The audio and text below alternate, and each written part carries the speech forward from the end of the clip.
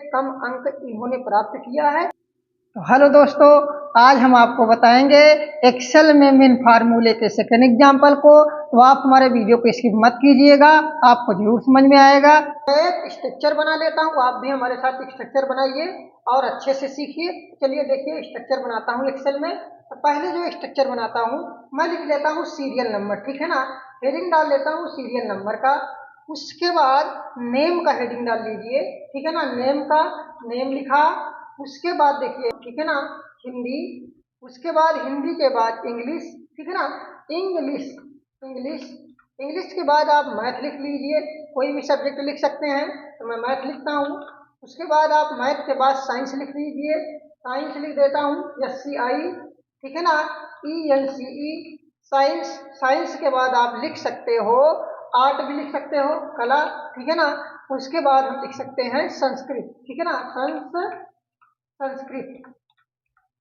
तो देखिए कि मैंने समझने के लिए सब्जेक्टों को लिखा है, जिसमें हिंदी है, इंग्लिश है और मैथ है और साइंस है, आर्ट है और संस्कृत है। और यहाँ मैं टोटल की हेडिंग डाल लेता हूँ। क्या? टोटल की हेडिंग, ठीक है ना, टोटल। अब देखिए, तो समझने के लिए मैं 5 ही बच्चों का नाम दर्शाता हूँ यहाँ पर, ठीक है ना। नंबर 1 लिख देता हूँ और नंबर 2 लिख देता हूँ, नंबर 3, नंबर 4, नंबर 5। तो हम 5 बच्चों का नाम फिल करेंगे समझने के लिए। तो 5 बच्चों में किसी का भी नाम लिख सकते हैं। जैसे मान लो यहाँ मैंने लिखा रोशनी, ठीक है, एक स्टूडेंट है। उसके बाद मैं लिखा है अमन, ठीक है, अमन। उसके बाद तो फिर करते चले जाइए आप, अमन, राज, ठीक है ना, और करण और शिवम, ठीक है। इन बच्चों का हमने नाम दर्शा दिया। अब देखिए कि इन बच्चों ने हिंदी में कितना प्राप्त किया है, इंग्लिश में कितना प्राप्त किया है, मैथ में कितना प्राप्त किया है, साइंस में कितना प्राप्त किया है अंक, और आर्ट में कितना प्राप्त किया है, और संस्कृत में कितना प्राप्त किया है अंक। तो अंकों के माध्यम से ही समझना है, ठीक है ना। तो एक स्ट्रक्चर बना रहा हूँ, इसको आप लोग अच्छे से देखिएगा और आप लोग लिखते भी जाइएगा और समझते भी जाइएगा। तो देखिए कि मैं 50 पूर्णांक जो है केवल 50 है, पूर्णांक जो है इसका 50 है, ठीक है ना, सारे सब्जेक्टों का। तो ये पूर्णांक 50 में से कितना अंक प्राप्त किए हैं बच्चों ने, इसको दर्शा देता हूँ, उसके बाद समझाता हूँ। तो जान लो, मान लो हिंदी में 50 में रोशनी ने पाया है 45, ठीक है ना, और किसी ने 43, और किसी ने 40, और किसी ने 42, और किसी ने 35। तो इतना अंक हिंदी में बच्चों ने प्राप्त किया है। आप अपने स्तर से दर्शा सकते हैं। और इसी प्रकार से इंग्लिश में भी आप दर्शा दीजिए। मान लो इन्होंने इंग्लिश में 42 पाया, और इन्होंने पाया 41, इन्होंने पाया 39, इन्होंने पाया 45, इन्होंने पाया 40। तो इन बच्चों ने इंग्लिश में भी इतना अंक प्राप्त किया। अब इसी प्रकार से मैथ में भी दर्शा दीजिए। मैथ में किसी ने पाया 42, किसी ने पाया 41, किसी ने पाया 42, किसी ने पाया 45। देखिए मैथ में भी दर्शा दिया गया, ठीक है ना। उसके बाद साइंस में भी इसी प्रकार से आप कर सकते हैं। साइंस में मान लो इन्होंने पाया 43, उसके बाद 41, उसके बाद जो है 35, उसके बाद 37, उसके बाद 40। तो देखिए कि इस साइंस को भी मैंने दर्शा दिया। अब ये आर्ट है, कला है, तो इसमें भी आप नंबर दे दीजिए। इसमें भी किसी ने 45 पाया, किसी ने 40 पाया, किसी ने 42 पाया, 43 पाया, किसी ने 42 पाया, और किसी ने 41 पाया। तो देखिए कि ये मैंने इसमें भी दर्शा दिया। उसके बाद इसी प्रकार से हम संस्कृत में भी दर्शा देते हैं।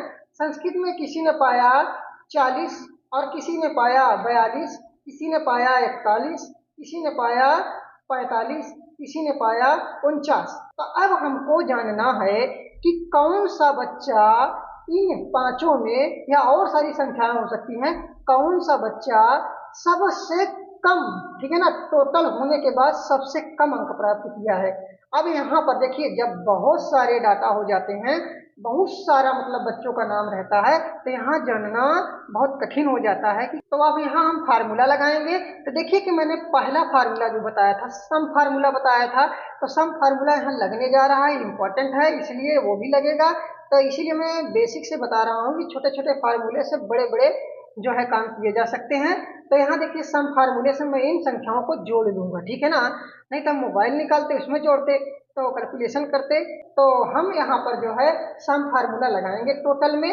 तो ये जो है जैसे रोशनी ने हिंदी में 45 पाया है, इंग्लिश में 42 पाया है, मैथ में 42 पाया है, साइंस में 43 पाया है और आर्ट में जो है 45 पाए हैं और संस्कृत में भी 40। तो ठीक है, इन सारे अंकों को हम जोड़ लेंगे। एक बच्चे का अंक जोड़ेंगे, सारे बच्चों का अंक जोड़ के अपने आप आ जाएगा, नहीं एक एक बच्चों का एक एक अंक जोड़ते आप। तो यहाँ देखिए, तो यहाँ हम क्या करेंगे, यहाँ पर क्लिक करेंगे टोटल पे और उसके बाद क्या करेंगे, इक्वल लगाएंगे। और पहला फार्मूला बताया ही है कि सम फार्मूला होता है जो जोड़ने के लिए होता है दो या दो से अधिक संख्याओं को। तो यहाँ सम लगाएंगे और कीबोर्ड से टाइप बटन प्रेस कर देंगे। उसके बाद देखिए कि हिंदी से जहाँ से उसने अंक प्राप्त किया है उसी अंक से आप क्या कीजिए, सेलेक्ट कर लीजिए जहाँ तक वो संस्कृत तक, मतलब यहाँ तक अंकों को प्राप्त किया है। तो इन संख्याओं को हमने सिलेक्ट कर लिया, देखिए कि सिलेक्ट हो गया है। अब कीबोर्ड के इंटर बटन को प्रेस कर देना है।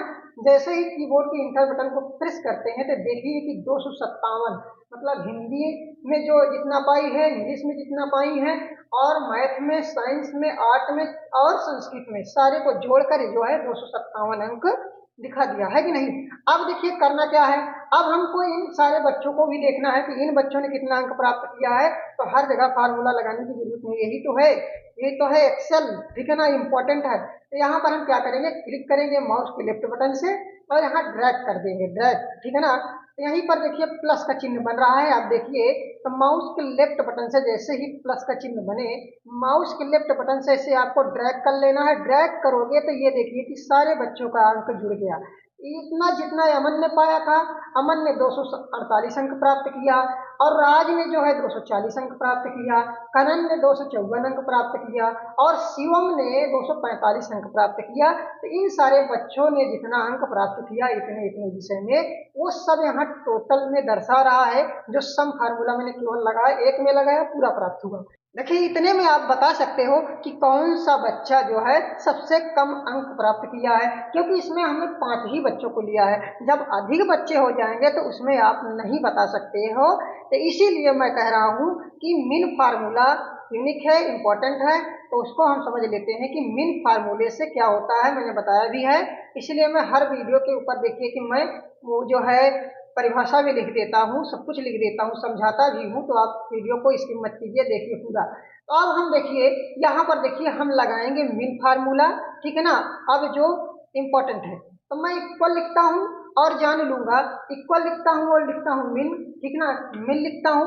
मिन लिखने के बाद कीबोर्ड से टैब बटन को प्रेस कर देता हूँ। कीबोर्ड से टैब बटन को प्रेस करने के बाद आपको करना क्या है, टोटल वाले पूरे अंक को, ठीक है ना, जितना इन बच्चों ने अंक प्राप्त किया है सभी को हमको सिलेक्ट कर लेना है माउस के लेफ्ट बटन से।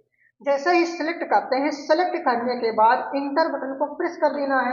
इंटर बटन जैसे ही प्रेस किए, देखिए 240 आया। कितना आया, 240। आपका परिणाम जो आया है, आंसर जो आया है, आंसर, ठीक है ना, आंसर जो आया है आपका 240 आया है। तो 240 सबसे, इन बच्चों में जो 5 बच्चे हैं 240 सबसे कम है, ठीक है ना। तो ये देखिए कि किस बच्चे का सबसे ज्यादा कम है। तो देखिए कि 240 एक बच्चे ने पाया है, देखिए यहाँ पर राज, यहाँ पर राज ने 240 अर्थात सबसे कम अंक इन्होंने प्राप्त किया है। आपको जानकारी हुई कि नहीं।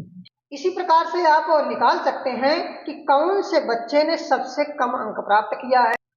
यदि आपको समझ में आया है तो अविनाश जी कंप्यूटर चैनल को सब्सक्राइब कर दीजिए, वीडियो को लाइक कर दीजिए और शेयर कर दीजिए। हंसते रहिए, मुस्कुराते रहिए। मिलते हैं अगले फार्मूले के साथ नेक्स्ट वीडियो में। Thank you for this watching video.